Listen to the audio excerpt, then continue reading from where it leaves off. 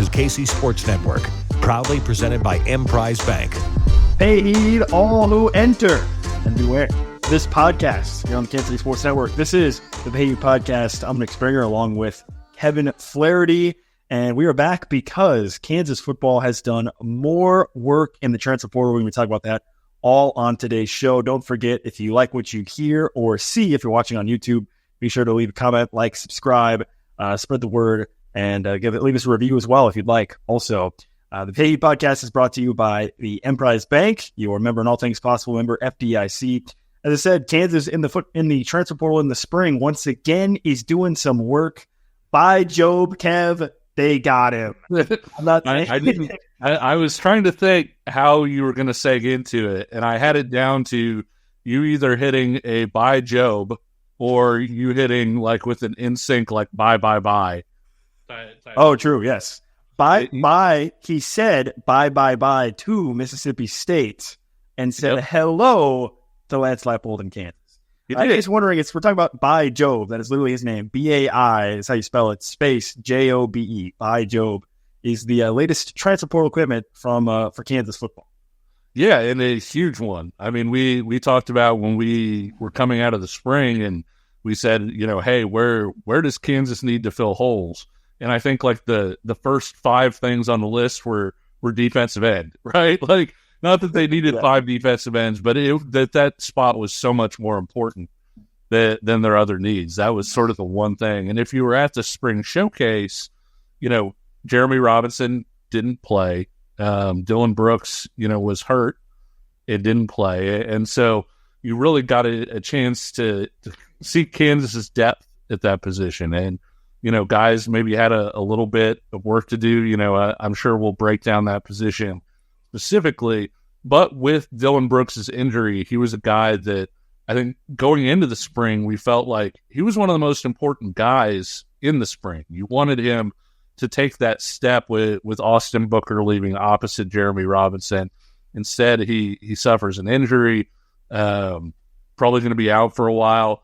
That stings for multiple reasons. One of those is, if he was just getting a chance to kind of take that next step forward, physically, conditioning, all of those different things that go into making the transition into a really good starting player in the Big 12, that process gets clipped a little bit. And so Kansas went into the transfer portal looking to get a defensive end who, one, was talented, but two, was potentially in a spot where he could compete for it and win that spot opposite Jeremy Robinson. And Bai Jobe was a guy that they targeted really early on, former 4-star prospect, number 7 edge rusher in the country at a high school. And Nick, I got to be honest with you, the most talented players aren't always the guys that pan out from an NFL standpoint. Sometimes they don't make it. Sometimes guys that aren't the most talented find a way to put it together. But I think Jobe sort of instantly becomes, if not the best, NFL prospect in that defensive end room, then he's in that discussion once you just look at the frame, the size, the athleticism. This is a guy that returned kicks, in high school, and he's a defensive end. What did you think of the pickup? Yeah, I thought, just to extend on your point, to me it was the talent, right? I mean, you think about Deshaun Warner and along with Dak Brinkley, 2 guys that I think KU fans were very excited about if you paid attention to their recruitment at all. Deshaun Warner shot up recruiting boards, obviously ends up being a top 150 recruit in the country, a guy that KU had to fight off some big-time programs to make sure that he stayed or committed to the Jayhawks. And you add in Dak Brinkley, another guy who was a highly touted prospect out of the Houston area. And then you look at Bai Jobe, and as a freshman at Michigan State, he didn't get to play as much, but there's no denying the talent was there. You think about the excitement level that KU fans might have had for a guy like Deshaun Warner, who's a top 150 recruit. Bai Jobe was a top 50 recruit. Sure. Top 50. I mean, some recruiting sites had him as high as number 44 in the country as an overall recruit in the country. So you think about your excitement level for a guy like Deshaun Warner, and now you're bringing in a guy like Bai Jobe, who is that same level of blue chip, high level recruit.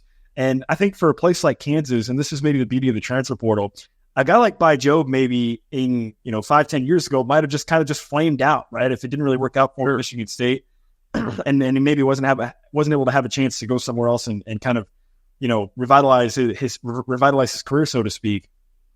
And in the transfer portal, he can do that now. He can come to a place like Kansas and have an opportunity to shine, right?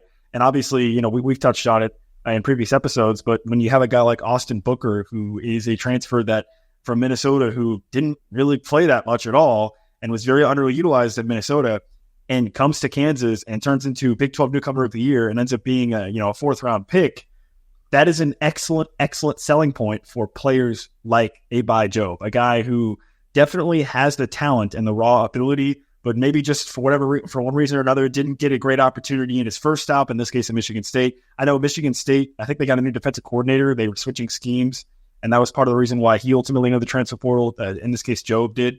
But for whatever reason, he's looking for a second opportunity and a chance to prove himself. And honestly, Kansas is a great place to do that, because there's a long list of players that have come to KU and done that, most recently being Austin Booker. So, yeah, the talent is off the charts. I don't think there's any question about that. And now you look at KU's defensive end room, and you've got three really, really blue chip level recruits at arguably the second most important position in football.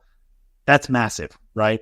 And we'll probably get into how much that could impact KU specifically this year. But in terms of Bai Jobe, yeah, it's a great get. You look at KU, they were tight on scholarship numbers. You can only add a couple of players, and I think this has probably been an A-plus spring transfer for KU, considering how things played out, right? They didn't really lose any big-time players, right? There were some rumors about a guy like Kobe Bryant, whatever, but those guys ended up all sticking around. You maintain all those players.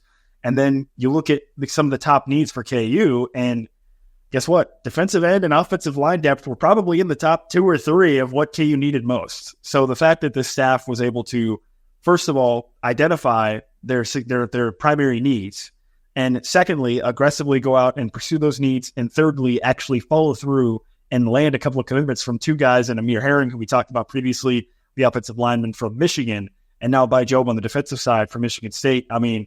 This is a slam dunk of the spring portal, I think, for KU football, in terms of adding players that are very talented, and while they may not have an immediate impact like we saw from Austin Booker last season, they're dudes that can certainly help out this season for KU and then project out to have very, very bright futures a year or 2 or 3 even down the road for KU. Yeah, and one of the things I liked about this was with a lot of the other younger guys there, you're wanting them to get bigger, to add weight and strength and all of those different things. Deshaun Warner is a really talented guy. He was also 217 pounds at the U.S. Army, or I guess now they call it the All-American Bowl. It's no longer the Army All-American Bowl. But he was 217 pounds there. He's got some work to do from that perspective. Dak Brinkley, you saw him in the spring, kind of a slender guy, still needs to put in work in the weight room. Dylan Brooks, was a 4-star guy, when he went to Auburn. Another guy that you wanted to see build himself up physically. Dean Miller had been in the program for a little bit. He's another guy that was continuing to build himself up physically. Bai Jobe was listed at Michigan State at 252 pounds.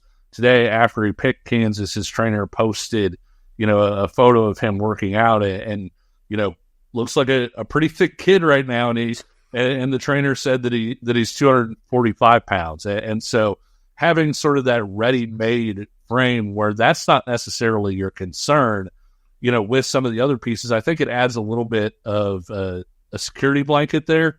If it would be great if Dean Miller added the weight that you wanted him to add. It would be great if Deshaun Warner would hit the ground running from a strength and conditioning standpoint.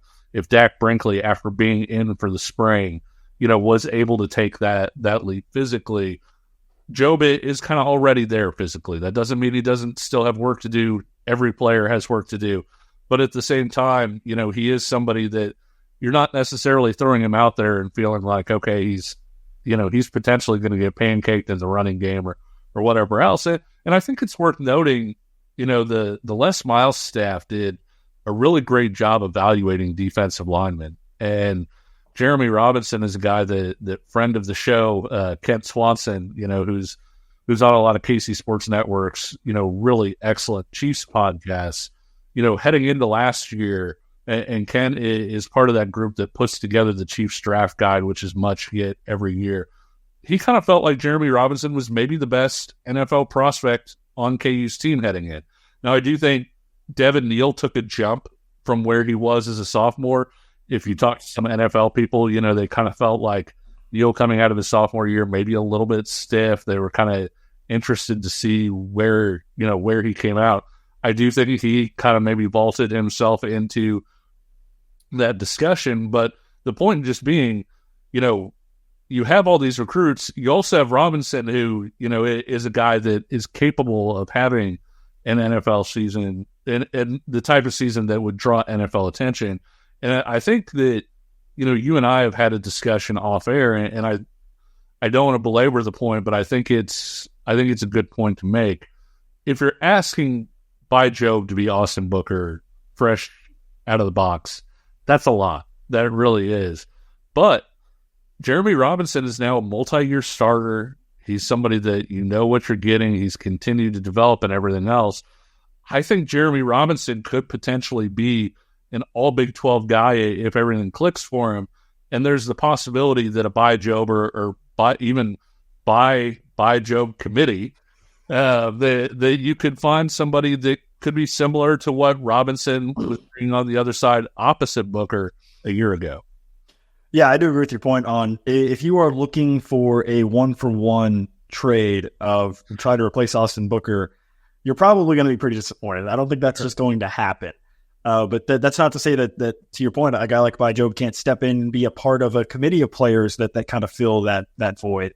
But yeah, I think if your expectation is that you want somebody to just be 1-for-1 for Austin Booker, I need to lower that up just a tiny bit. Not going to be first team All Big 12 the second. You know, I don't want to say. One of the I don't want to say undersold parts, but Austin Booker did put in a lot of work after he came in. You know, and there have been a lot of people that have written that article and you know the work that he did with Gildersleeve to kind of develop his fluidity and things like that to help him work out. You know, I think the technique work, you know, that he did with the Kansas coaches also helped him take a step forward from where he was in Minnesota. With Bai Jobe, you have the raw clay there, right? You've got the bigger frame, you've got the athleticism, you've got the fluidity, the twitch, the things that you want. If you go into the SEC and say, "Hey, show me a defensive end," Bai Jobe is what they look like. You know, he really is, and so, you know, it's about having that, and then the process. You hate to say it starts now, but you know, what's he going to do from this point on? What's he going to do in Kansas' strength and conditioning program?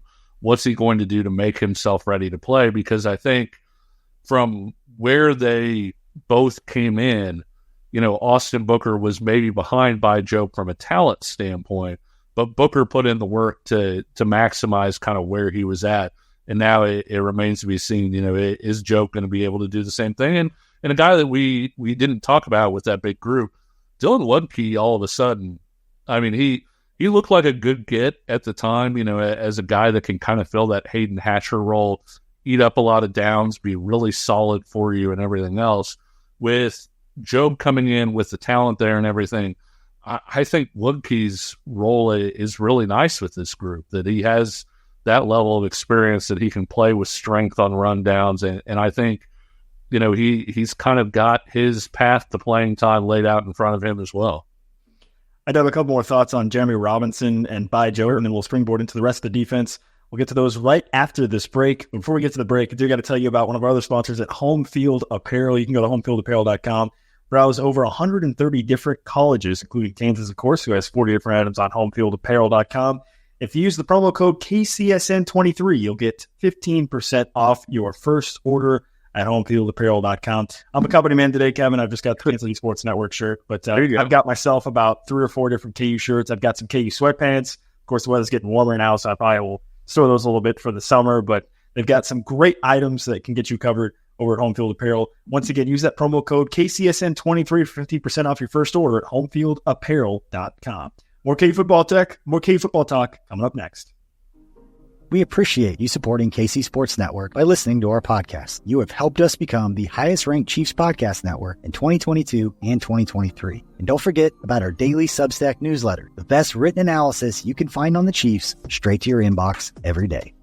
kcsn.substack.com. This is the Pay Heed podcast. I'm Nick Springer alongside Kevin Flaherty. Don't forget, if you like what you're hearing or seeing, if you're watching on YouTube, be sure to hit the like button, the subscribe button for all KU content coming your way throughout the summer. Then we'll get you geared up for KU football season coming up this fall as well. Should be a blast, and I know Kevin and I are excited about it. It's actually just annoying that we still have to wait like 4 more months for KU football to begin. But a couple more thoughts I had here on Jeremy Robinson as you were kind of talking about it. And maybe think, you mentioned it. Jeremy Robinson is a guy who is a multi-year starter. And when you bring in players like Dak Brinkley, like Bai Jobe, and like Deshaun Warner, what better player to sort of guide them or lead them than a guy who's been in the program, who has seen the ups and downs of KU football over the last 4 plus years and has been a multi-year starter than Jeremy Robinson? I mean, I think that's kind of a great fit there to have sort of that veteran player that can guide some of those young guys, because you start to salivate when you think about those 3 players, Jobe, Warner, and Brinkley, and again, then you throw in like Dylan Brooks, in 2 or 3 years. And I was thinking, man, having a guy like Jeremy Robinson to sort of set the table for those guys, guide them this season, is probably pretty significant. I think probably shouldn't be overlooked. Yeah, and I know that we're talking about this year, and you don't want to get too far ahead of yourself, especially with transfer portal nonsense. But when you look at the way that they built this defensive end room and everything, and I think you can include the tackles in this, and maybe that's the segue into that position. But this is a group that this year some of those guys could, take their lumps maybe a little bit, kind of grow on the job, and then next year you won't have Robinson, but you will have a lot of these other guys, these really talented guys, 4 of whom were former 4-star high school prospects.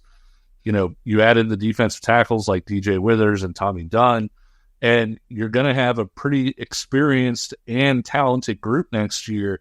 And you think about how you want to build a football program and build it for lasting success, right? It starts with the lines out. You do want to get, obviously, a franchise quarterback, because especially at the college level, that can change so much of what you're able to do. And I think Kansas has done a great job there with Zeke Marshall and then David McCollum, who's committed in this class.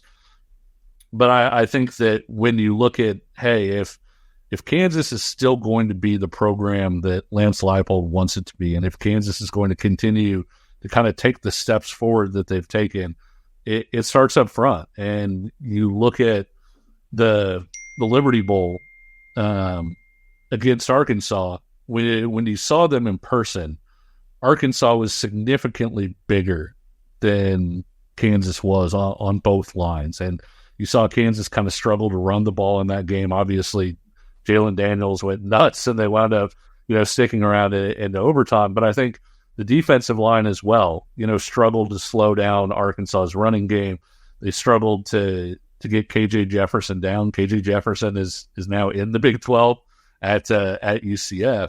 But I think that when you look at how you want to build a defense, how you want to build your team, it starts up front, and they've done a really good job of evaluating, developing, but then also using that transfer portal to kind of add in some pieces here or there where there are holes. And I think heading into 2025, I think the defensive line and the defensive end room in particular could be a major strength for Kansas. Yeah, I mean, you kind of touched on it, but you think about some of the areas where you had the biggest question marks or the biggest concerns for KU coming into 2024. Defensive line, defensive end, pass rush was probably near the top, right? You wake up yesterday morning thinking, oh my gosh, what is KU going to do? Well, then now you get a guy like Bai Jobe. And in terms of now the question becomes, what can Bai Jobe do this season for KU? And I think we kind of talked about it already, but Austin Booker probably is a bit too high of expectations for what he could bring.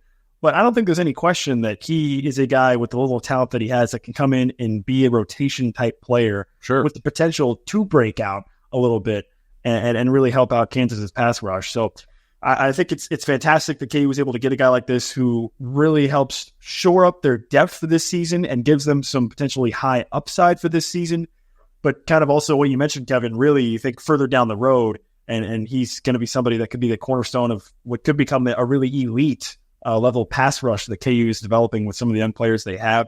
But certainly in terms of 2024, I think when you look at it in the immediacy of this upcoming season, he's somebody that does add some upside and could be a rotation piece. I don't expect him to come in and really start day one. And if he is starting, I would maybe, my concerns would increase a little bit, actually, probably, if that was the case for guys like Dean Miller. But even still, I do think Jobe is a guy who adds a significant level of upside to this room that was lacking a little bit. And, you think about a guy like Deshaun Warner who adds some upside as well, but he's coming in as a true freshman, right? And Sure. As you said, under 220 pounds. So there could be some extra steps for him to get to that point, whereas Jobe is maybe further along in that process to where he could be somebody who provides some real impact coming into this season. It also changes the way you can use him, right? Because all of a sudden with Deshaun Warner, you're not sitting here thinking, oh my gosh, we have to roll him out on 1st and 10, and risk him, potentially being in a spot where he doesn't yet have the strength to hold up or whatever. And Warner has a chance to make up a lot of ground in the strength and conditioning program in a hurry. He is just absolute lightning off the edge. I mean, that's what he is. A lot of guys can turn the edge. He can turn the edge, but one of the things that makes him devastating is he's so loose in his hips that he changes direction incredibly well. The number of times he set up a tackle to the outside and then cut across the tackle's face before he even realized he was there, was off the charts. And you add in a guy, I know we're talking defensive ends, but you add in a guy like John Kamara, who is a really good pass rusher from a linebacking spot, has a great frame as well. I think, he may be a natural fit for that hawk position that we'll get to in a little bit. But I also think, Kamara is a guy that you're going to put him in the weight room and you're going to develop him and everything else. It wouldn't be a shock if physically, Kamara, added some weight, added some strength, and winds up joining that group too. But I think one of the things that makes this defensive end group really nice is the fact that I'm so bullish on Kansas's 2 starting defensive tackles. I think, losing Devin Phillips hurts. I think he was a really underrated player and, probably Kansas's best defensive tackle a year ago. But you look at the gains that DJ Withers and Tommy Dunn made under Jim Panagos. Kansas asked those guys to play a gap and a half. And if you're like, oh my gosh, Kevin's speaking French right now, basically you think about a gap, it is when you're lined up in a gap and you want to shoot through it and penetrate that way. A 2 gap, you're over the top of somebody and you're trying to control the space to either side of that guy. And one of the things that Kansas asked those guys to do is have the gap to get, penetration and push, but then to also be able to free up your arm and attack half of the gap that's next to him.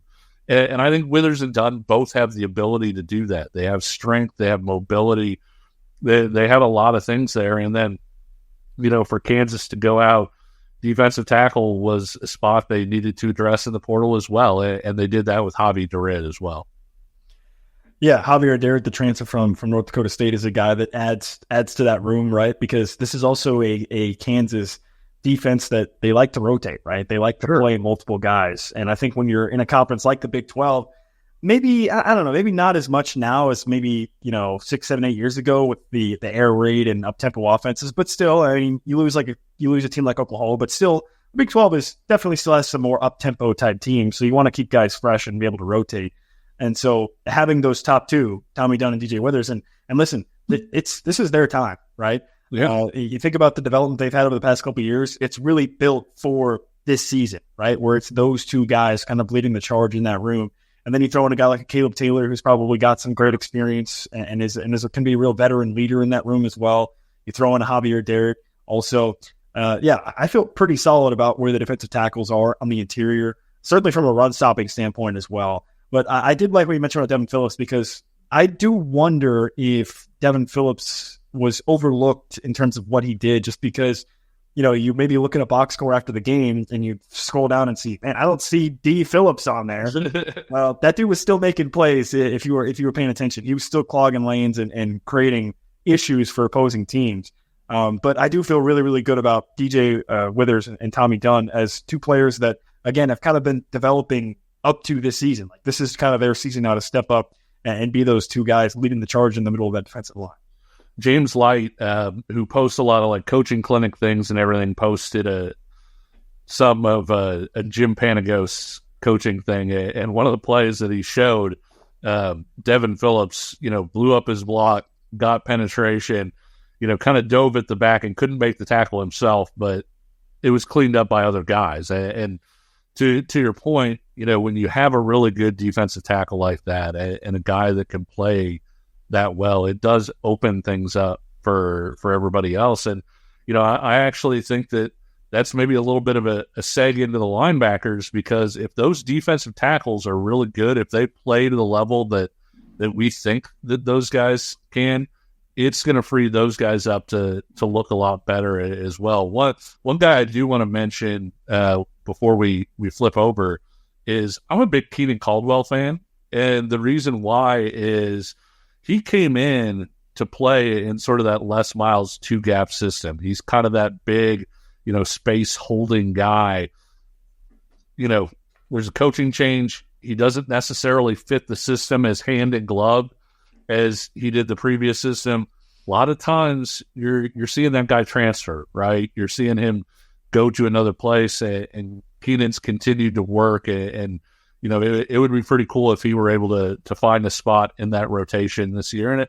And I think, outside of those top few guys, some of those spots are still up for grabs. He's got a chance at that.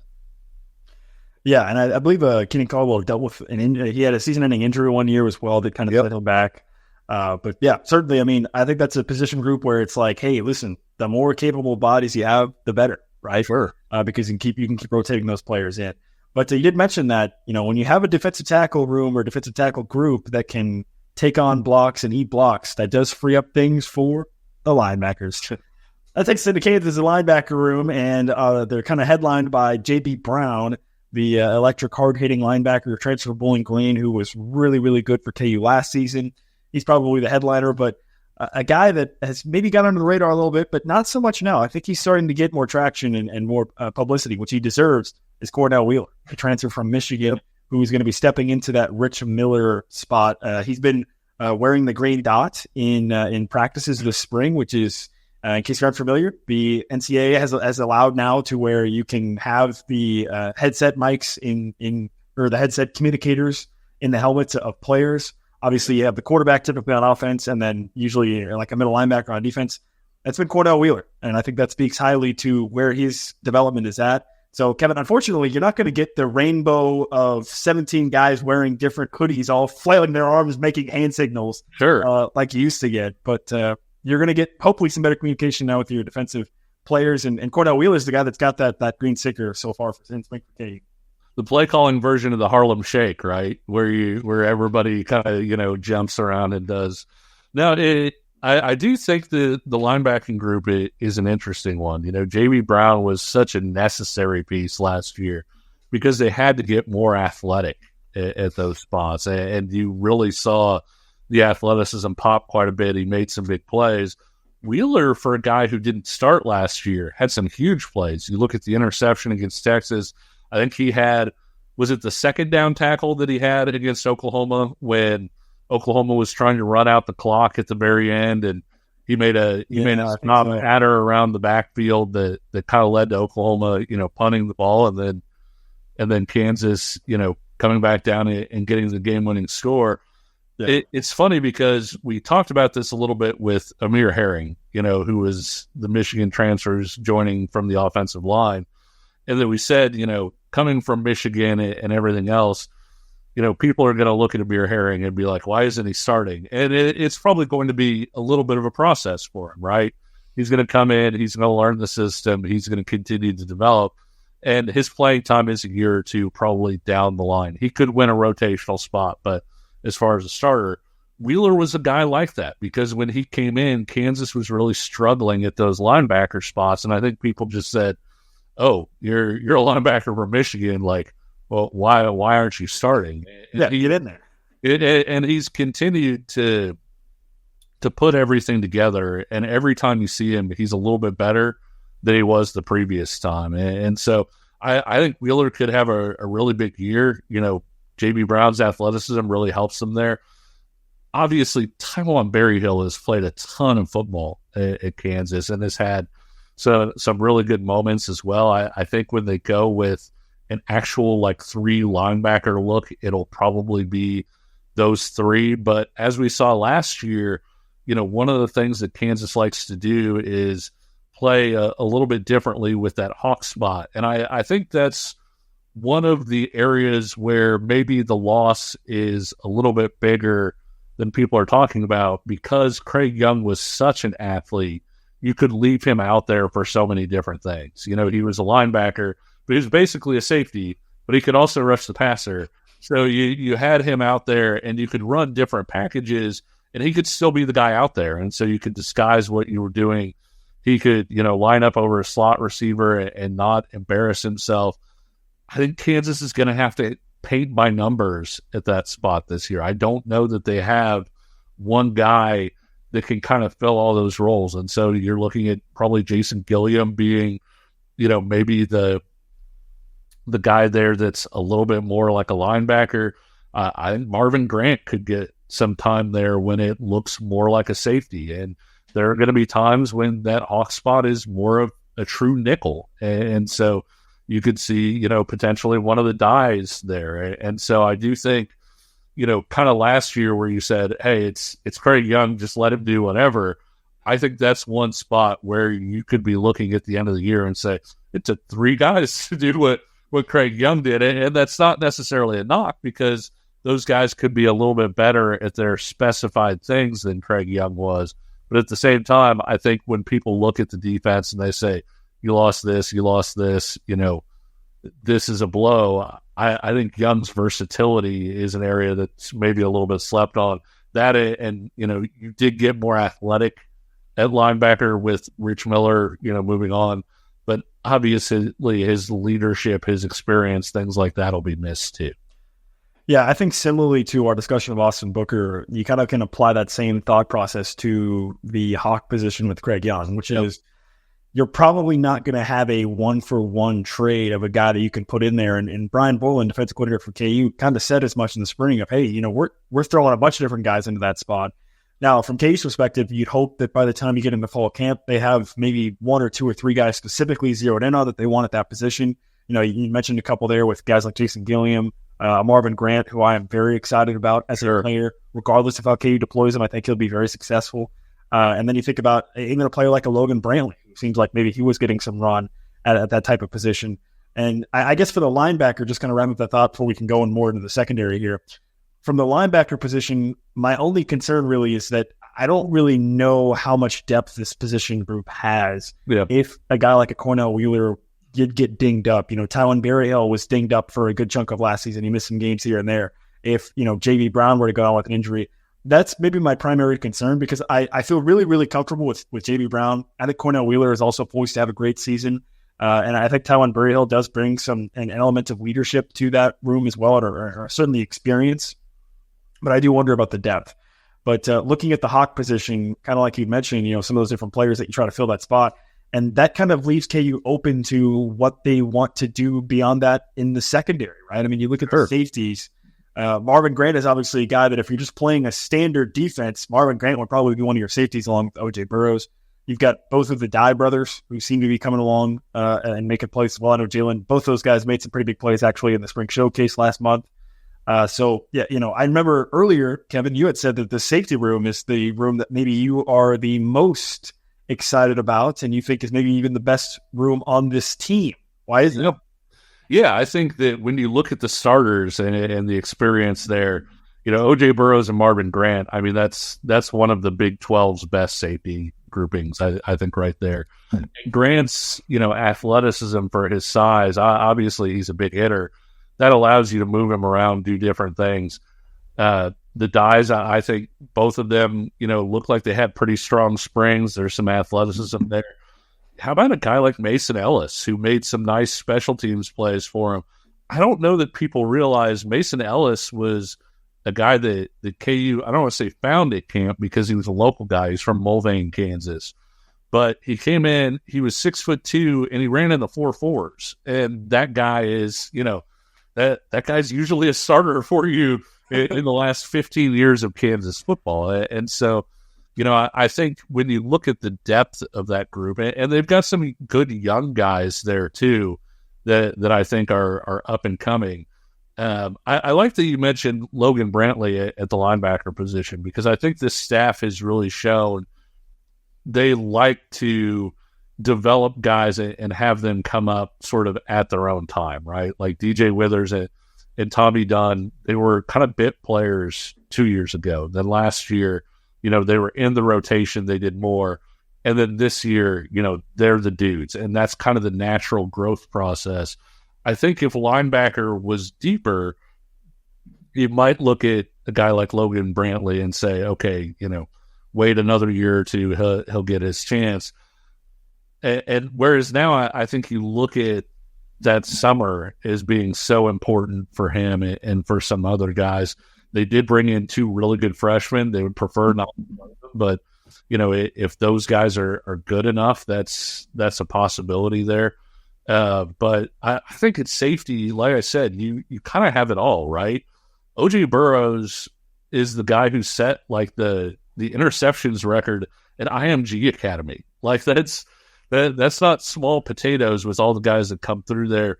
I think Marvin Grant, has a chance to be one of the better safeties in the Big 12. And then you add in the layers of depth, not just, there's experienced guys, there's guys who have been good on special teams. And there are even, like I said, younger guys that I think, hey, if this guy puts it together or whatever else, I really think that safety room is about as deep a position group as Kansas has on its team. Yeah, and quick note on Mason Ellis. Matt Gildersleeve had they introduced a thing called speeding tickets, where if you run a certain speed, you get a ticket.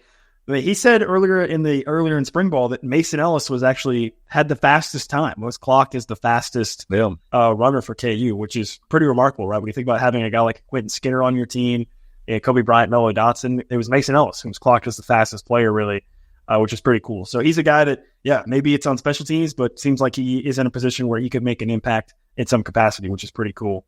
And speaking of Kobe Bryant, Melo Dotson, look at that quarterback room, man. I mean, wow. Melo Dotson and Kobe Bryant, you mentioned it with the safeties. If you feel that Marvin Grant and OJ Burroughs is one of the better safeties combinations in the Big 12, you've also got probably the best cornerback combination as well in the Big 12 with Kobe Bryant and Melo Dotson, with both those players coming back to Kansas. And obviously we know what Kobe Bryant can do. We know what type of player he is, and Melo Dotson as well. But man, you look at that, you think about those guys combined with the safeties, and you got to feel pretty good about this defense's ability to cover the pass coming into 2024. Yeah, and you behind those guys, you've got Demarius McGee, who is a big-time recruit at LSU, and is developing kind of the way that they want him to do. In the spring, a guy I really liked, and I liked him coming out of high school too, was Jameel Croft. I think he's one of those guys that it would not surprise me at all if he turns out to be a really high-level cornerback. And in this recruiting class, I thought was terrific. I thought Austin Alexander was about as good a cornerback as Kansas has signed in a while. And so you will once again have these levels, right? You've got your senior starters that have played a ton, and then you've got the guys that are coming up behind them, and then you've got like the really young guys. And so Kansas, so often I'm reminded of Mike Lee, enrolling early, basically skipping his last year of high school football and showing up on campus and being thrown into the fire pretty much the second he got there. I don't think that's going to happen here. And I'm not saying freshmen won't ever play or anything like that, but if they do play, Nick, it's going to be because they're good enough. It's not going to be because Kansas just has to have this player, out there playing. I take your point with the cornerback duo really well. I think Kobe Bryant is probably in the discussion for the best cornerback in the Big 12. I think Travis Hunter would probably collect a lot of votes there. Tacario Davis over at Arizona is going to get a lot of votes there. But I'm not sure another school has 2 of them like Kansas has at that level. And so I'm interested to see, not only where Kobe and Melo go from what they did a year ago when they were really good, but also to see how comfortable Kansas feels rotating through some of those other guys. Is Kobe out there playing, 72 of 75 plays, or is it the sort of thing where they feel like they can, have a Jameel Crawford or Demarius McGee out there? I think it's an interesting question to ask. Yeah, and I'm glad you brought up those other guys because KU had Kalen Gervin last season. Yeah. It was sort of their plug-and-play nickel guy, right? I mean, there was sort of if you knew you were going to be running out more than two DBs, you knew it was going to be Kalen Gervin being that third guy. Well, obviously, he's no longer on the team, and that opens up the possibility for somebody like a Demarius McGee to step in, who dealt with an injury last season, unfortunately. But you think about, who you mentioned as well, Jameel Crawford. And so there is going to be a lot of question marks. I think that's sort of it's a good problem to have. I think when you look at this Kansas back half of the defense, especially, is there's a lot of pieces, and the key is just going to be figuring out how to fit them together, right? But you've got really quality pieces all around, and the question is going to be, how exactly does Brian Borland choose to deploy them? In what packages? How do you pair them up? Right, that's going to be the real challenge, which is great because right, you'd rather have that be the issue than the issue of, well, hell, I only got one or two guys, and how the hell am I going to put out those other positions? So it's a good problem to have for sure. That KU has these sort of different pieces that they're going to try to figure out how to fit together. But you think about the skill set of Marvin Green, you think about the skill set of a Melo Dotson, of a Kobe Bryant. And how does that work with some of the other guys, O.J. Burrows, the Dye brothers, even a Jason Gilliam, and then obviously that impacts as well how KU might deploy that hawk position or the Cinco position, as they sometimes call it as well, if it's a to the boundary position. So there's lots of different questions that I think are very intriguing about this back half of the defense, but they're good questions. They're good problems to have because they have different pieces that it feels like, okay, now the question is, how do we figure it out? How do we put these guys together on the field to where they can execute at the highest level and be the most successful? So with the addition of Bai Jobe, if you were to say, okay, the biggest question mark was defensive end, you feel a little bit better about it with the addition of Bai Jobe. Your biggest question mark for the defense now, with after the Bai Jobe addition, what do you think it is? Yeah, I mean, to me, it's probably got to be linebacker depth. Yeah. I look at the linebacker position, and again, I mean, like we mentioned, you feel pretty solid about your starters really with Cornell Wheeler, Tywan Berryhill, and J.B. Brown. But in a situation where you do have to, sub a guy out, or if there's an injury, then what's that going to look like going beyond that? That probably becomes the biggest question. And to be fair, with the pass rush situation, we kind of touched on it. Bai Jobe is not problem solved. Woo, yeah, when we sing Kumbaya about it. But you do feel a lot better, obviously, about that now because you have added some significant high upside to the room. You got another body that you can utilize as well. So I don't want to sit here and say that I am just now completely fine with the pass rush. It's going to be great. I am still intrigued about how that's going to work and how those players can perform. But certainly I do feel a lot better about it now. And so, yeah, I do think probably the linebacker room is where I turn to with the depth, right? I don't have any questions about the starters. I think, like I said, I'm very excited about Cornell Wheeler, and I expect that he will be a quality player for KU stepping into that role of that Rich Miller role, basically, along with J.B. Brown, and then, a guy who's experienced with Tywan Berryhill. But I have some questions about the depth beyond that in the middle of the defense because, I mean, like you said, I mean, that safety room in the secondary for KU is maybe the strongest group on this entire team with the starters and even some of the depth they have there. So I think it's got to be linebackers where I turn to and say, can they withstand an injury? I don't know. And obviously it's football. There's going to be injuries. Injuries are going to happen, which it's just the nature of the game. You just hope that for KU's sake, maybe it doesn't happen there. And then you can rely on some of those guys to be healthy and play at a high level throughout the season. Yeah. I mean, you hit the nail on the head. I mean, it just in terms of, there have been a lot of years where Kansas hasn't had a starting lineup defensively that has looked like this. And so you were kind of like, depth, why would I be worried about depth? I don't like the starters. And so, it's a nicer problem to have. But, when you look at some of the teams that you're going to play potentially with tempo, when you look at, the fact that guys get banged up over the course of a full season, I do think that depth could be a little bit of a concern there. It's not necessarily something you go in saying, my gosh, this is going to cost Kansas a trip to the Big 12 title game, but it could. Like it's, depending on what happens, it's kind of one of those things where, it's like having an insurance policy on something in your house. If you don't have the insurance policy, you're not automatically doomed. Like something has to break still, right? But if something does break, then you're kind of doomed. And so I think that's kind of where things are at defensively, just in terms of you're starting to feel better about where the starting lineup is, about some of those pieces. There are some positions where you do feel good about the depth, but overall the insurance policy at those positions is maybe the concern that you have there, where you say, okay, right now you're counting on J.B. Brown and Cornell Wheeler and Taiwan Berryhill to do a lot. You get a couple rolled ankles, whatever else, and I'm knocking on wood as I say this, we could be having a very different conversation. I asked you this at the end of our previous podcast, talking about the offense coming out of spring now, the addition of Bai Jobe. What's your feeling? What's your grade really on this defense out of spring, heading into the summer and heading into this 2024 season? I gave the offense. Did I give it a B plus or an A minus? Yeah, B plus. I think A minus. Yeah. I gave it a B plus. I think it was A minus. And with the defense, I will say, I think it's a lower grade. I do think that this is, the weaker side of the ball, at least at this point. There are still more questions to answer, I think, than on offense. And that's to be understood when on offense you return so many guys, especially at skill positions.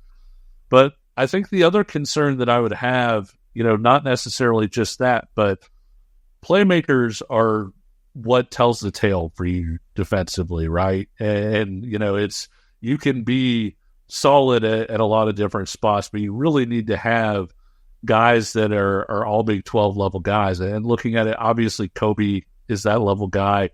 Melo last year was as good a guy, a second corner as there was in the league from a playmaking standpoint. I think Marvin Grant is in that discussion. The front seven, I think you still have to answer some playmaking questions where it's, who are the guys here that are going to be all Big 12 level guys, at least in that discussion. They don't have to be first team all Big 12. They don't have to be whatever. But Austin Booker made up for a lot, being, as devastating a pass rusher as he was. Devin Phillips, even though he wasn't maybe in those discussions, being, potentially Kansas's best defensive tackle last year, he helped a lot of other guys. Craig Young helped a lot of what they were able to do because of that. And so I think that's the one thing where I'll say at this point, maybe a B minus. You feel pretty good about the starting group as a whole. You're a little concerned about the depth, but I would say the other concern is in those front seven guys, we don't necessarily have a lot of guys that right now we're looking at and saying, hey, this is a guy that's going to go out and change a game for Kansas. And that could be Jeremy Robinson, could be Withers or Dunn. It could be a Cornell Wheeler. Like I'm not saying that they can't have those guys.